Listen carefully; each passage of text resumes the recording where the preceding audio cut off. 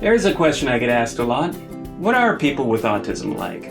Well, we're kind of like you, only a little bit different in some rather interesting ways. For starters, a lot of people who have autism like to spend a lot of their time alone. And some people who have autism might also not be able to pay attention to the world around us. Also, people with autism tend to... Hey, looks like I'm not alone. It's my Bluebee Pals. Which one of you guys wants to chat with me today? I'd like to learn more about what people with autism are like, James. Lily! I'm glad you're interested. What are you doing? Oh, with this? I'm looking you in the eyes.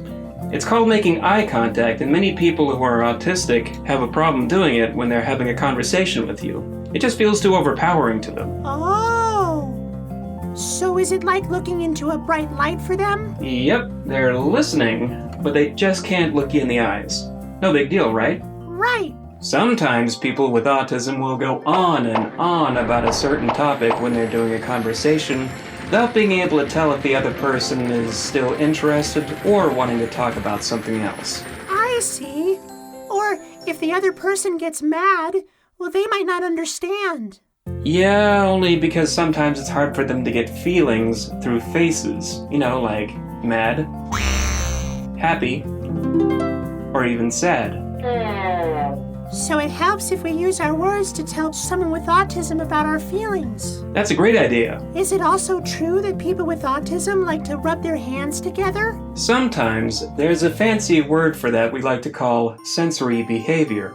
You might see us rubbing our hands together or flapping them around or rocking back and forth like this. It might look funny to you, but for some of us, it's actually quite comforting.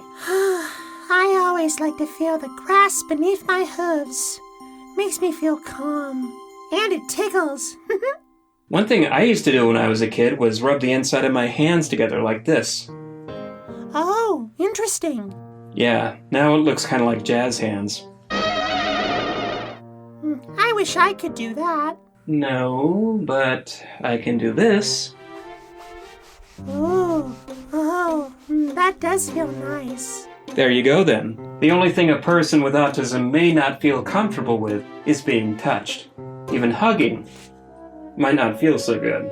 Well, what about noises? Nobody likes loud noises, but those of us with autism can be super sensitive to noises, loud or quiet.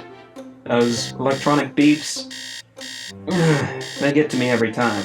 Well, now I understand why so many with autism need to shut out the world and have some alone time. Yeah, and when we're out and about, some of us like to follow the same routines.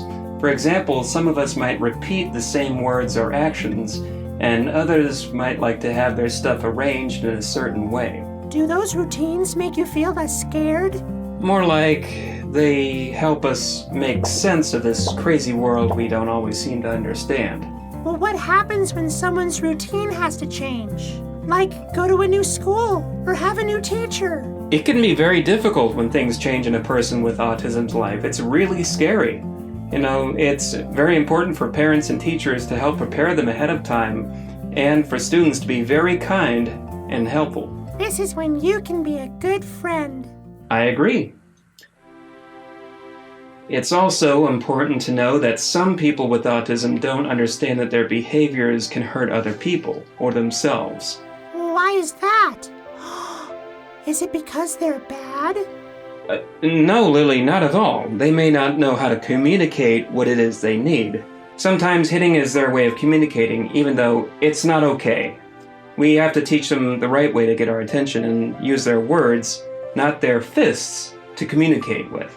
But some people with autism can't use their words, or even speak at all. So how can they tell us what they need? There are many ways to communicate in today's world, Lily. Know those phones and tablets you guys use to play video games with? Well, people with autism can use those to learn how to communicate. And some use simple speech patterns, gestures, and sign language to tell you what they need. There are many ways to communicate that may or may not involve actual words. I didn't know there was so much to learn about people with autism. They're awesome! It's a whole new world, Lily. I really think you do understand. What about you? Do you guys have a whole new view of people with autism? We all have our own unique ways of learning, so why not use our own different ways of communicating with each other to make the world a better place for all of us? Yes? You're so cute. Can I pet you again? No. Oh gosh.